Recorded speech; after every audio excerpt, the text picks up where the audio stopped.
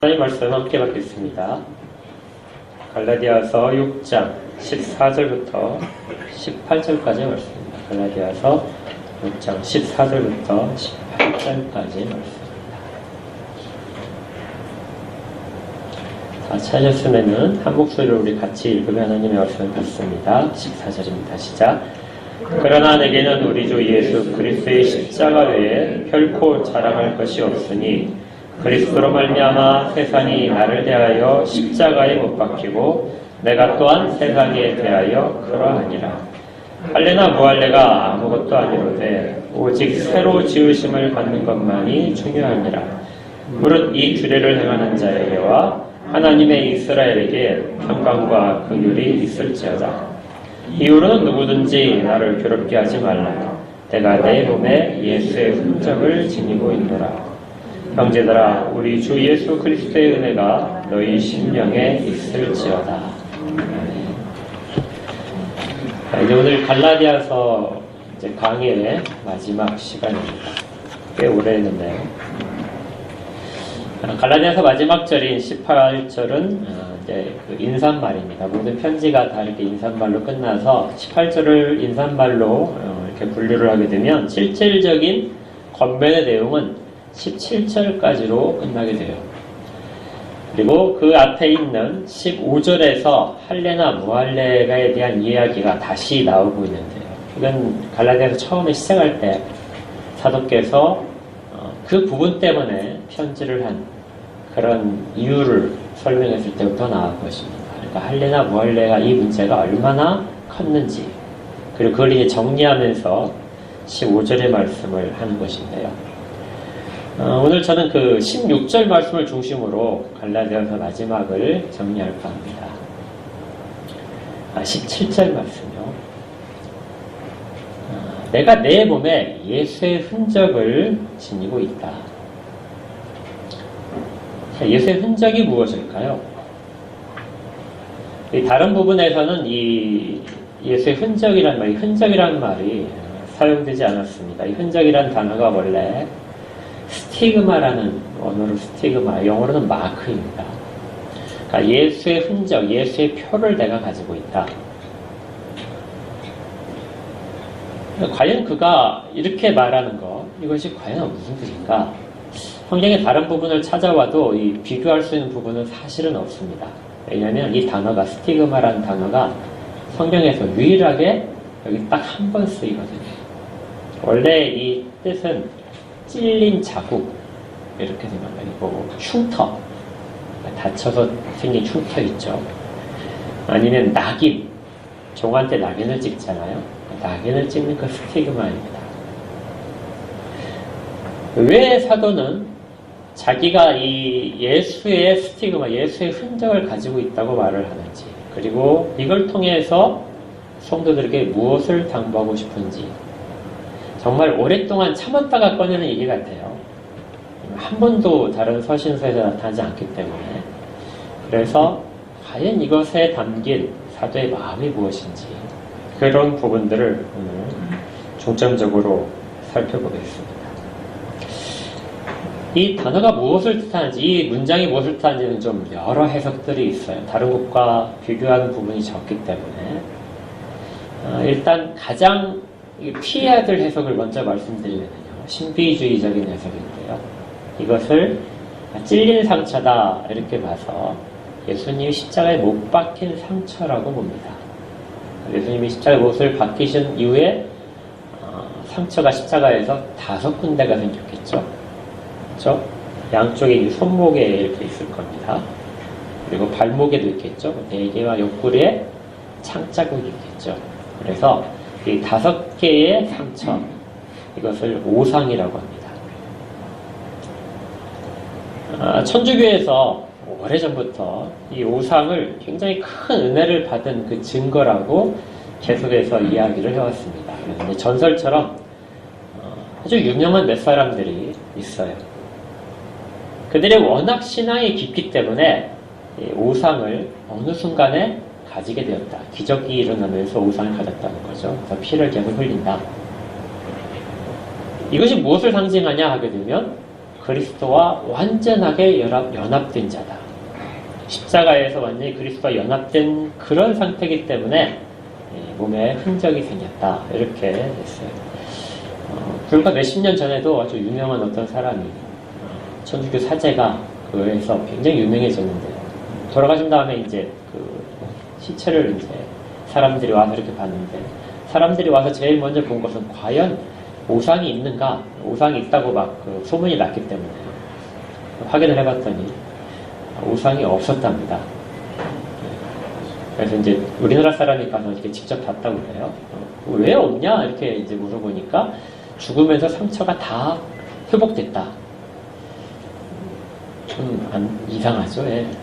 주님도 부활하신 다음에 옆구리에 상처를 손을 넣어보라 이렇게 하실 정도였는데, 그래서 아무튼 이게 신비주의적인 천주교적인 생각을 가진 사람들, 이런 이 우상을 예수님의 십자가에 달린 흔적이다 이렇게 얘기합니다. 사도 바울도 이 흔적을 갖고 있었을 것이다 이렇게 생각을 하는 사람들이 있어요. 이건 물론 아닙니다. 우리가 그건 절대로 이렇게 궁금해하지도 마시고 높아짐에 이제 막기 위해서 한 것입니다. 그렇다면 이 예수의 흔적이 들 수 있는 것이 무엇이냐면요, 할례에 대한 반대 의미라고 볼 수 있습니다. 제일 첫 번째 우리가 해석할 수 있는 것은 할례에 대한 반대입니다. 왜냐하면 이 지금 갈라디아 교회의 아주 큰 문제가 육신의 할례를 행함으로써 자기들의 신앙을 드러내고 싶은 것이죠. 그리고 일부에서는 할례를 받아야만이 구원을 받을 수 있다 하는 그러한 가르침들이 있었기 때문입니다. 네, 사도는 그걸 방지하기 위해서 우리에게 정말 중요한 것은 할례가 아니라 육체에 가진 예수의 흔적이다 이렇게 이제 말을 하고 싶다는 것이죠. 그래서 우리가 할례와 무할례에 대해서 다시 한번 살펴봐야 됩니다. 쉽게 볼 수 있는 그런 주제가 아니기 때문에 그래요. 15절을 보게 되면 사도는 이렇게 이야기합니다. 할례나 무할례가 아무것도 아니다. 할례를 받든지 할례를 받지 않든지 전혀 문제가 되지 않는다는 얘기입니다. 이걸 이제 우리가 신학적인 이야기로 아디아포라라고 합니다. 들어보셨죠? 처음 들어보세요? 꽤 많이 이제 등장하는 단어인데요. 디아포라라는 것이 명백한 명령을 뜻합니다. 그러니까 해라, 하지 말라 이렇게 딱 정해져 있는 것들, 명백한 것들을 우리가 디아포라고 하고요. 아자를 붙이면 부정어입니다. 그러니까 비본질이라는 뜻이죠. 그러니까 할례와 무할례가 아무것도 아니다. 이 말은 본질이 아니다는 뜻입니다. 본질이 아닌 것들은 해도 좋고 안 해도 좋고 아무런 문제가 안 되는 것이죠. 할례를 받아야 구원받는다. 할례를 받아야 믿음이 더 증가한다. 할례를 받아야 우리의 의로움이 쌓인다. 이런 본질에 속한 것이 전혀 아닌 그냥 흔적일 뿐이라는 겁니다. 지금 우리 현실에 맞춰보게 되면 우리는 언제나 우리 현실의 문제로 적용을 할 필요가 있는데요. 예를 들어 제가 이제 설교를 하기 위해 섰는데 넥타이를 맬 것인가 말 것인가, 이게 문제가 될까요? 네, 전혀 문제가 안 되는 비본질입니다. 우리가 지금 예배 시간이 11시에 이렇게 시작을 하는데 11시가 아니고 10시 반에 시작을 한다. 전혀 본질이 아니죠.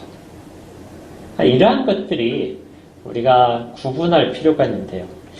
사실 본질적인 것이 달라지면, 이게 만약에 본질에 해당하는 것이라면 이단 논쟁이 벌어지게 됩니다. 그런데 본질이 아니라면 덮고 같이 갈 수 있는 문제죠.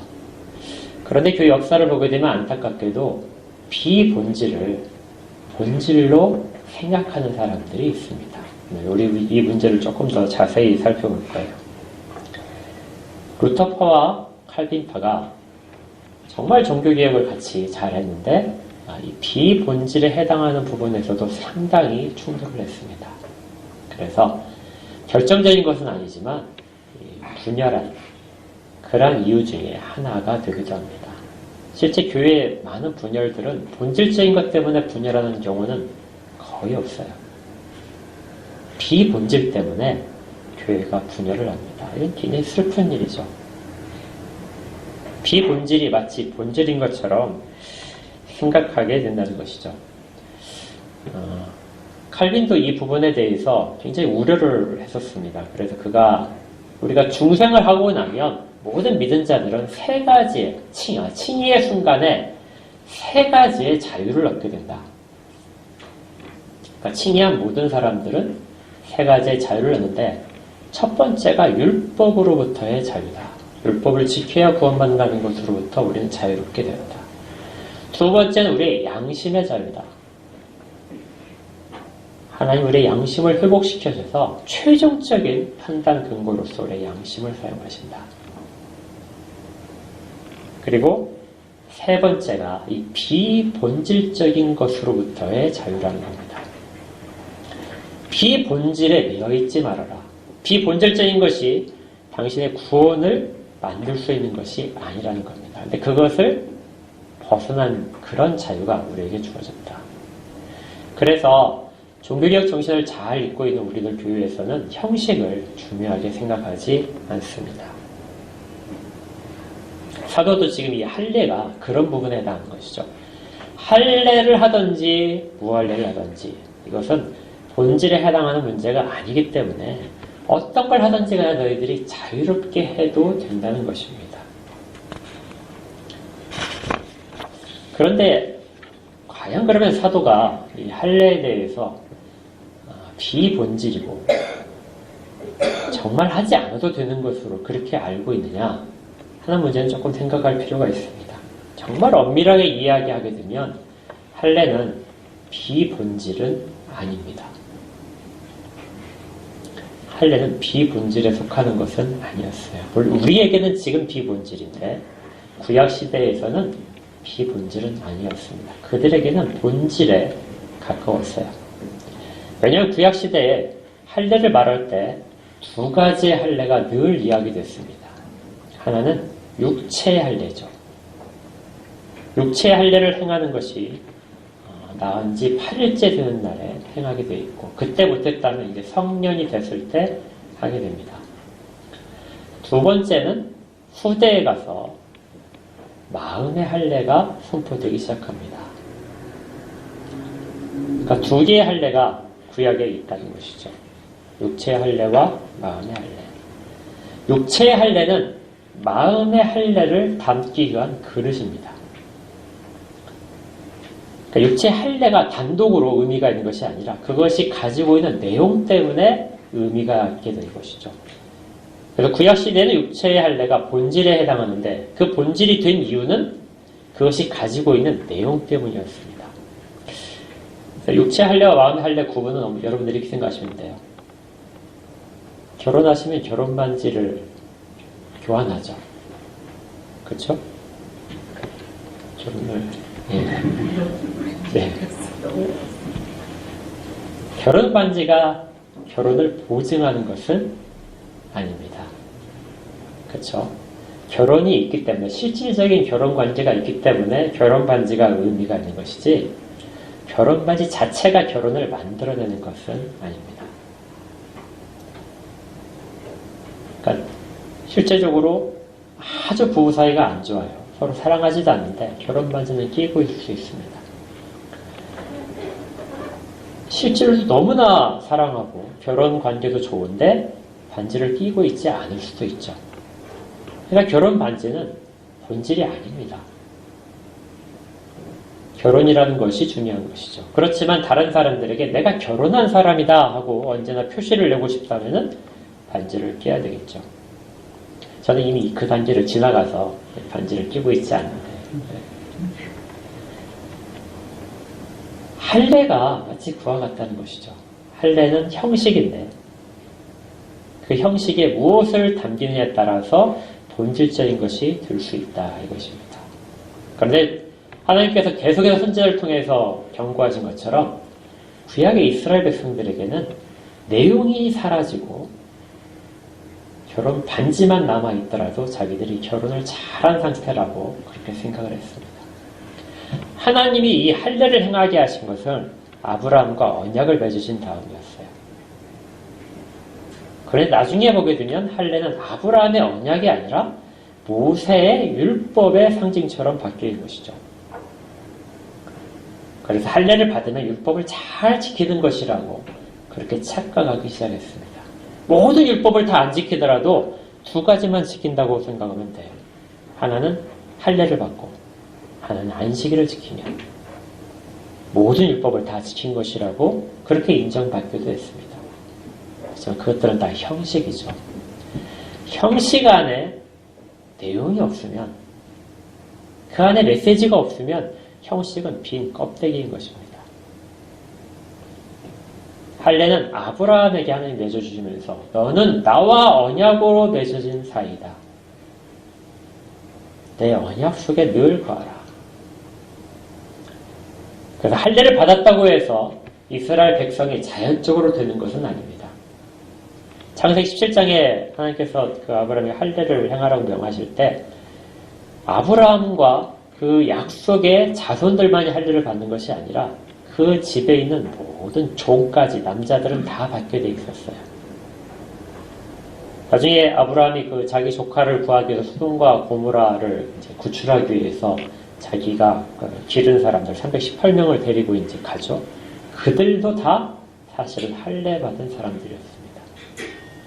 그러니까 할례를 받았다고 해서 언약의 자손이 되는 것은 아니죠. 언약의 자손은 특별히 하나님이 선택하신 자들만이 언약의 자손입니다. 그런데 할례가 워낙 소중하게 생각되다 보니까 착각들을 많은 사람들이 범하고 있는 것입니다.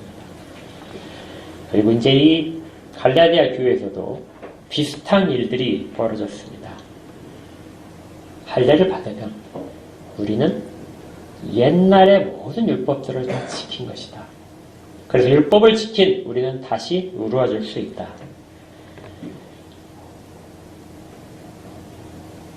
내용을 잃어버리게 되면 껍질은 쉽게 타락하게 됩니다.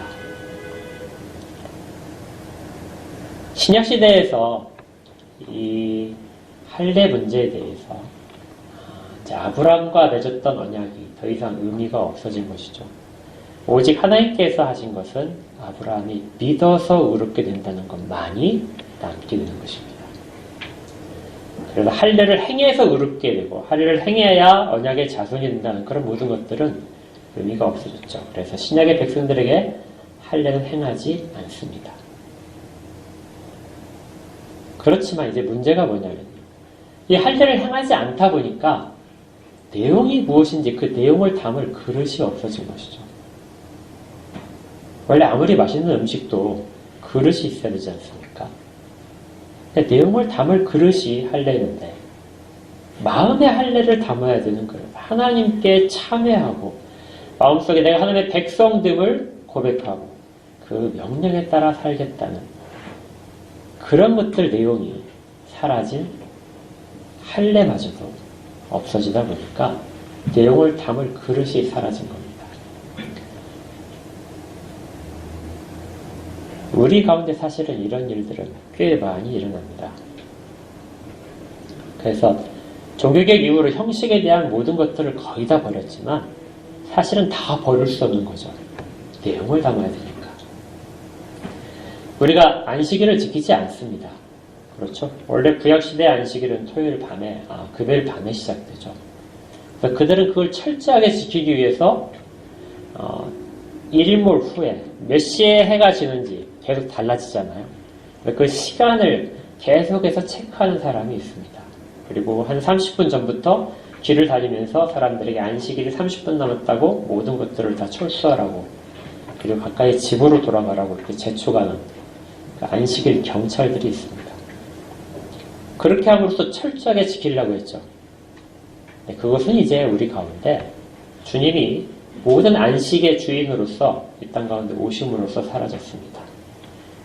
그런데 안식일을 지키지 않게 되자 내용을 담을 데가 없어진 거예요.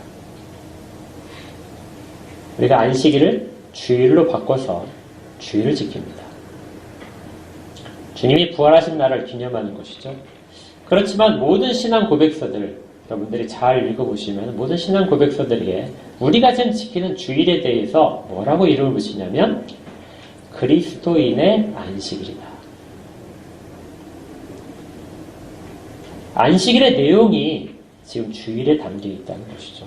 안식일은 하나님이 창조하신 이후에 일곱째 날에 정하신 것에 근거가 있습니다. 모세 율법에 따라 안식일이 정해진 것이 아니라 하나님의 창조 때 있어요. 사람이 타락하기 전에 정해진 것입니다.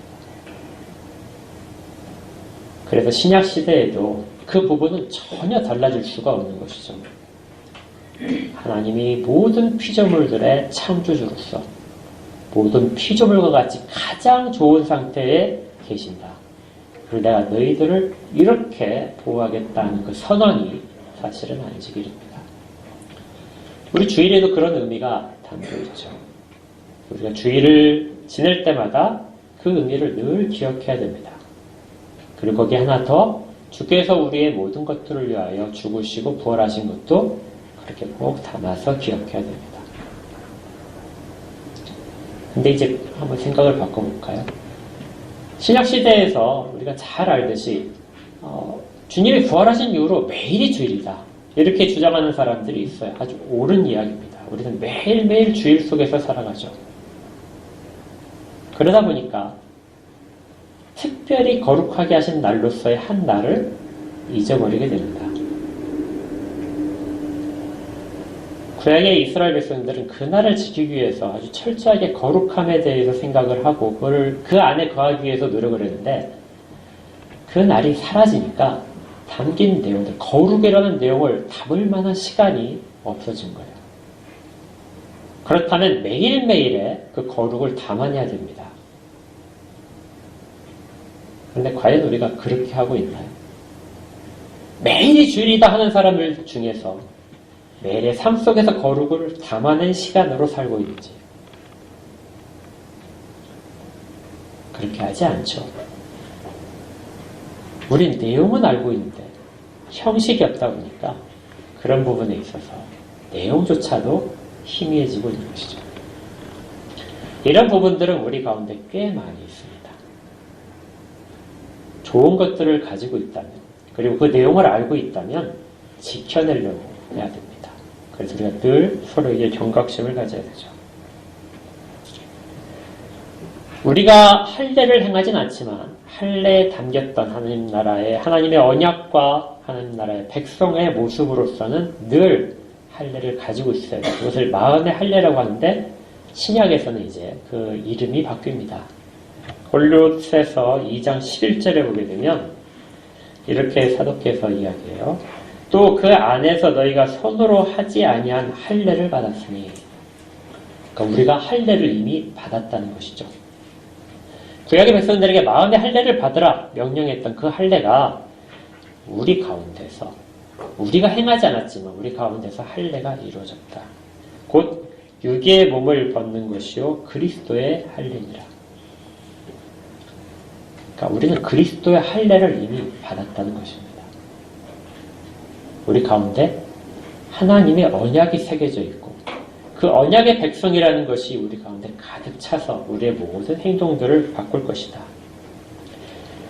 이렇게 본다면은 이제 사도 바울께서 17절에 얘기했던 내가 예수의 흔적을 갖고 있다. 이 예수의 흔적은 아마 이 그리스도의 할례를 뜻하는 것일 수 있습니다. 육신의 할례를 행하는 것과 다르게 마음의 할례가 실제로 그리스도에 의해서 우리 가운데 행해져 있다. 이것이죠. 그런데 이것이 이렇게만 하기에는 좀 부족합니다. 왜냐하면 이 단어가 예수의 흔적이 단수가 아니고 복수이기 때문에 그렇습니다. 그러니까 그리스도의 할례 위에 다른 것도 거기에 담겨 있다는 것이죠. 그럼 과연 그것이 무엇일까? 그래서 많은 그 주석들을 보면은 육체에 받았던 박해의 흔적이다. 이렇게 얘기합니다. 제가 이제 이 본문을 이제 여러분께 설교하기로 쭉 보다가 이런 생각을 해봤어요.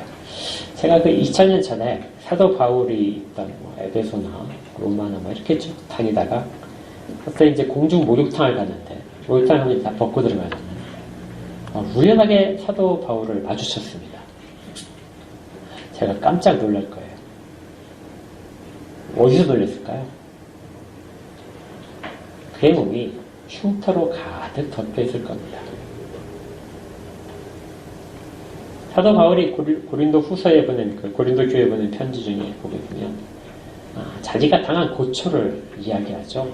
5번이나 40에서 하나를 뺀 39대를 맞는 매를 맞았다. 그러니까 이게 몽둥이 찜질을 당한 것 같아요. 40대가 최고의 사실은 형벌이거든요. 그걸 맞으면 거의 죽을 지경에 가니까 대부분은 이제 하나를 빼서 39대를 맞습니다. 그러니까 그만큼의 벌을, 몽둥이 찜질을 5번이나 내가 당했다. 그리고 3번은 태장을 맞았다. 이렇게 되는데 태장이라는 것이 채찍질인 것 같아요. 채찍에 3번씩이나 내가 아주 심할 정도로 맞았다. 돌에 맞아서 거의 죽을 뻔했다. 돌에 맞은 흔적도 많겠죠. 그의 등을 보게 되면 채찍에 맞은 그 흉터가 가득했을 겁니다. 머리나 이런 것들, 얼굴 같은 데는 돌에 찍힌 흉터가 많았겠죠. 실질적으로 바울은 상당히 좀 벗은 몸을 보게 되면 옆에 가고 싶지 않은 만큼 그렇게 됐을 겁니다. 이것이 예수의 흔적이라는 거죠. 과연 그러면 왜 그런 예수의 흔적을 가져야 됐을까?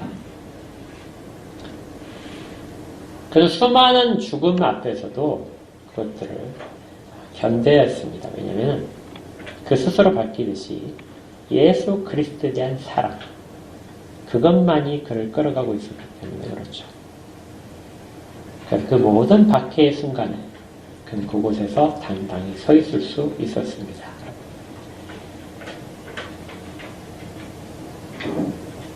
사실은 이 예수의 흔적은 지금도 이루어집니다. 선교사님들 박해당하고 그렇게 하는 모든 부분, 북한에 이제 억류되어 있는 목회자들도, 선교사들도 사실 그런 박해 가운데 있겠죠.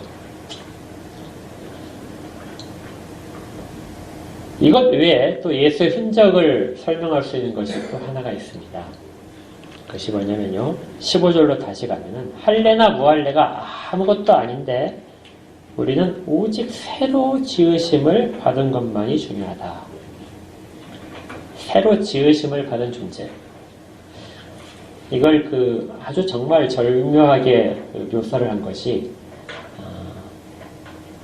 새로 지으심을 받은 건 재창조거든요. 우리는 재창조받은 존재이다. 여러분들이 재창조를 받았다는 겁니다. 이걸 어떻게 표현할까 하다가 이제 많은 성경학자들이 생각한 것은 수술을 받았다. 우리의 중요한 장기들이, 껍질은 지금 그대로 있는데 우리의 중요한 장기들이 영적인 장기들을 말합니다. 이것들이 다 수술을 받아서 다 다른 것들로 이식받았다는 거죠. 무엇으로 이식받았냐면 예수 그리스도의 것으로 이식받았다는 겁니다. 우리의 생각과 우리의 지성과 감정과 의지의 모든 부분들이 예수 그리스도의 것으로 바뀌어 있다. 그렇다면 그 수술 자국이 남아있을 겁니다. 여러분들의 영혼 가운데 수술 자국이 있다는 거죠. 새겨져 있습니다. 이게 바로 마음의 할례이고 그리스도의 할례입니다. 가장 중요한 것은 할례나 무할례는 정말 중요하지 않다. 비본질적인 것에 매이지 말아라. 그것을 본질처럼 생각하지 말아라. 어떤 분열을 할 수 있는 근거가 되지 못한다는 거죠. 중요한 것은 너희가 과연 새로 지음을 받은 자인지, 너희 가운데 재창조의 수술 자국이 있는지, 그리스도의 장기로 바뀌어 있는 것을 너희들 몸속에서 확인할 수 있는 흔적이 있는지를 봐라.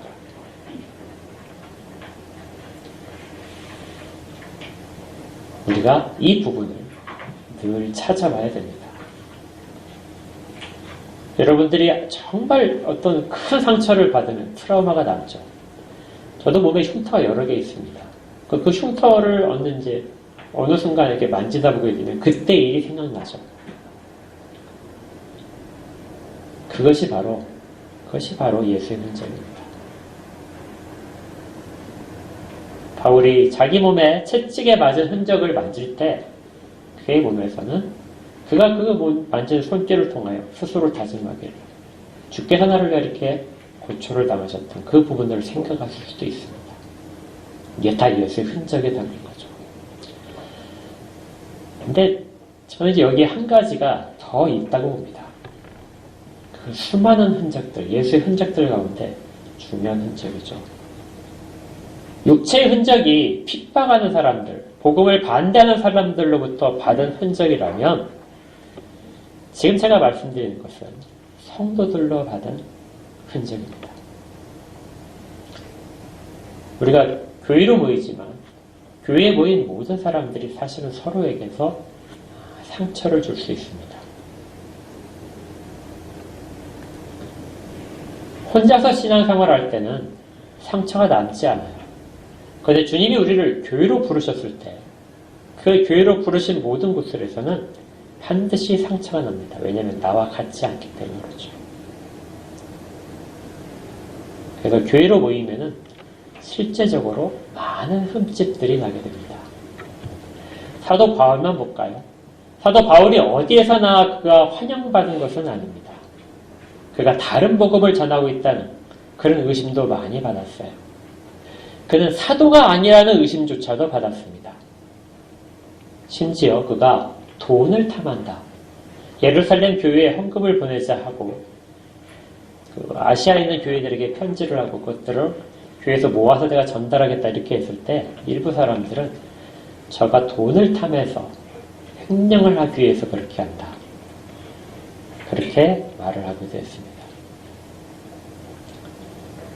저가 정말 말을 잘 못한다. 그런 말에도 상처를 받았겠죠. 사도 바울이 몸에 심각한 질병이 있을 것이라고 봅니다. 갈라디아서 살펴보다 그 부분도 있었죠. 그런 것들도 그에게는 흠집이 되고 누군가는 그것을 비난했을 것입니다. 이러한 모든 것들, 복음을 전했으나 성도들로부터 거절당하고 그리고 자기를 가짜 사도라고 사도의 자격이 없다고 무시하는 모든 것들을 통해서 그의 마음에 많은 상처가 있었겠죠. 저는 이것이 오히려 이 사도가 이야기하고 싶은 그런 부분일 거라고 봅니다. 왜냐하면 17절 앞부분에 이렇게 돼 있어요. 이후로는 누구든지 나를 괴롭게 하지 말아다오. 이것도 잘 쓰지 않는 표현이거든요. 사도가 이 할례와 무할례파의 그 분열 때문에 아주 괴로워했습니다. 이 문제로 나를 더 이상 괴롭게 하지 말아다오. 이미 충분히 나는 많은 상처들을 받은 사람이다. 사도가 이렇게 이야기하는 속에서 우리도 이런 모습들을 사실은 우리의 자신의 모습을 살펴볼 수 있습니다. 사도는 아주 오랫동안 이야기를 한 적이 없거든요. 그는 묵묵하게 다 감당을 했습니다. 그런데 정말 견딜 수 없는 상황이 되자 이렇게 이야기하는 것이겠죠. 누구나 다 예수의 흔적들을 가지고 있습니다. 일부로부터 믿지 않는 가족들로부터도 그런 조롱과 핍박이 올 수도 있고요. 친지로부터도 올 수 있습니다. 예수를 믿는다는 것이 결코 쉽지 않죠.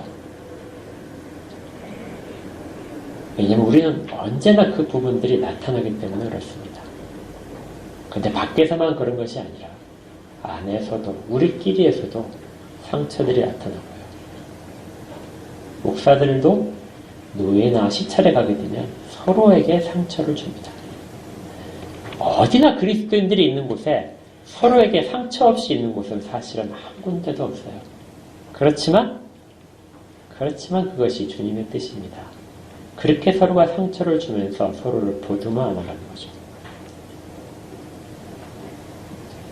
사도가 지금 그 일을 아주 오랫동안 해왔던 겁니다. 한 번도 말하지 않고.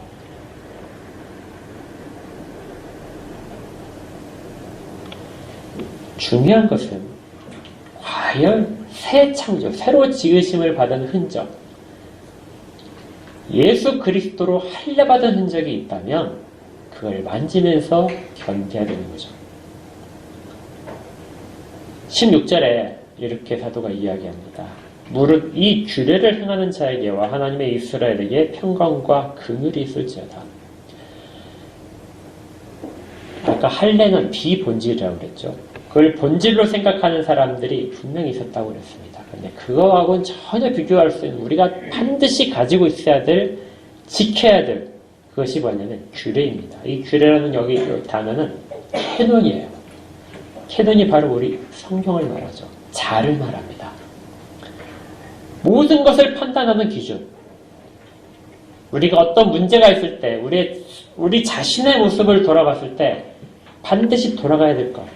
그것이 규례입니다. 이 규례를 행하는 자에게,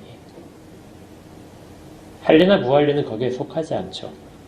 이 규례가 무엇이었느냐? 그 갈라디아에서 쭉 살펴본 바에 따르면 성령을 따라 행하는 것입니다. 내 이웃을 사랑하는 말. 아까 우리가 그 십계명에서도 있었죠. 내 주 하나님을 사랑하고 내 이웃을 내 몸과 같이 사랑하라. 이것이 모든 율법의 완성이라고 그랬잖아요. 이것이 캐논입니다. 절대 변하지 않을 것. 그것을 지켜 행하는 자에게 사도는 뭐라 하냐면 하나님의 이스라엘에게 평강과 긍휼이 있을지어다. 단순히 그냥 그가 이스라엘이라고만 했다면 할례받은 자들을 가르친다는 오해를 받을 수 있어요. 하나님의 이스라엘. 하나님이 하나님의 언약으로 새로 지으신 모든 자들이 하나님의 이스라엘입니다. 그 가운데 있는 모든 자들에게 평안과 긍휼이 있을지어다. 이미 평안과 긍휼 가운데 되어 있지만 모든 사람들은 늘 이것을 구해야 됩니다. 하나님의 은혜가 아니라면 우리 가운데 평안이 들어올 자리가 어디 있겠습니까? 모든 평안이 다 쫓겨가겠죠. 긍휼이 필요하지 않은 사람이 어디 있습니까? 다 긍휼이 필요하죠. 어느 누구도 신앙을 자랑할 수 있는 사람이 없습니다.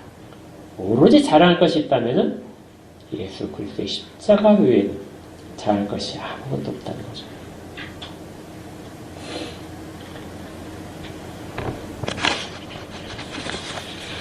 우리에게 예수의 흔적이 있는지를 한번 잘 돌아보십시오.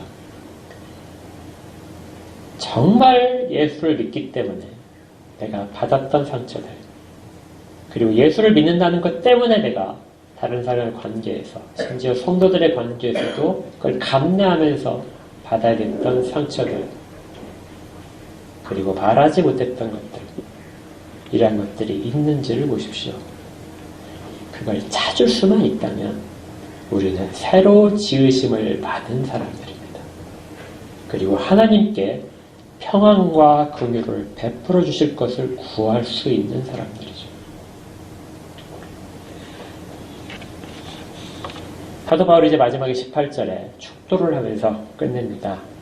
어디에서나 서신의 마지막 부분은 이렇게 축도를 시작하는데요. 이 축도가 사실은 예상한 것처럼 이렇게 쉽게 들어오지 않더라고요. 왜냐하면 다른 서신서들과 달리 사도 바울은 갈라디아에 보낸 편지를 아주 격앙된 목소리로 막 굉장히 화가 나서 쓰기 시작했죠.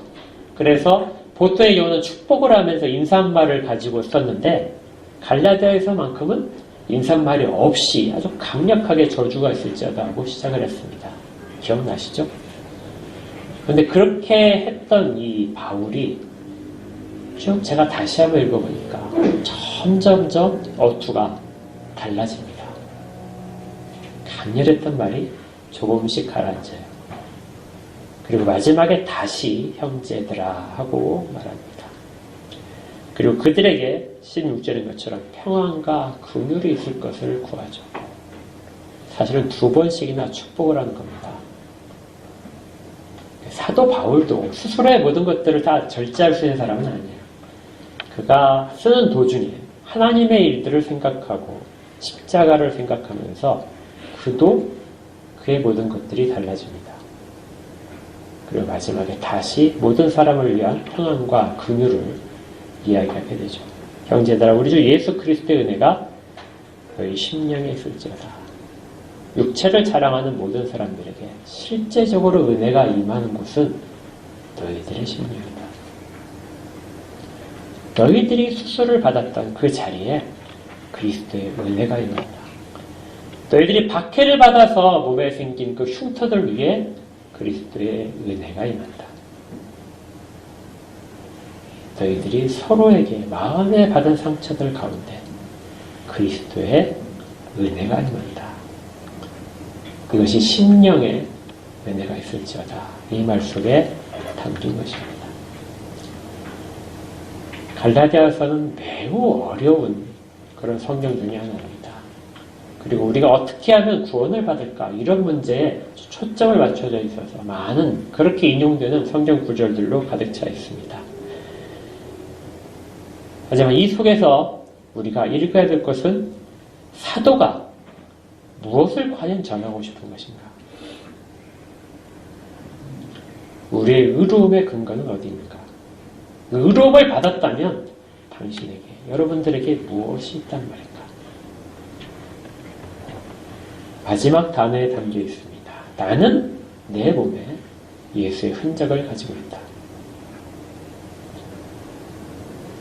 우리도 이 부분을 반드시 꼭 잡으시기를 바랍니다.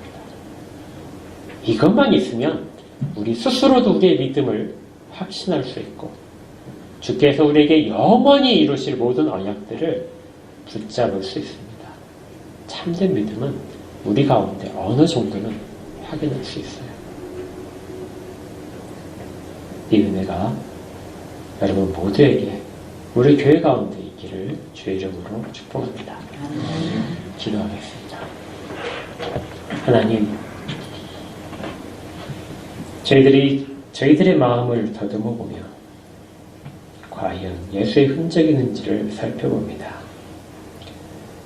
주께서 저희를 위하여 십자가에 달리시고 못 박히신 흔적들, 저희들의 죄를, 저희들의 모든 아픔과 질병들을 지시기 위하여 받으셨던 육체의 상처들, 그리고 그 길에서 당하셨던 모든 모욕들, 이것들이 예수의 흔적일 것입니다. 과연 우리에게는 그 흔적들이 있는지 하나도 찾을 수 없다면 하나님 깊이 회개하게 하시고 더 많은 흔적들을 사모할 수 있도록 하옵소서. 그것들이 우리에게 부끄러움이 아니고 예수 그리스도의 종된 낙인으로서 얼마나 자랑스러운 표시인지 나중에 주 앞에 서서야 알겠지만 이 땅에서도 그걸 통하여 이루시는 위로들을 체험케 하여 주옵소서. 예수님 이름으로 기도합니다. 아멘.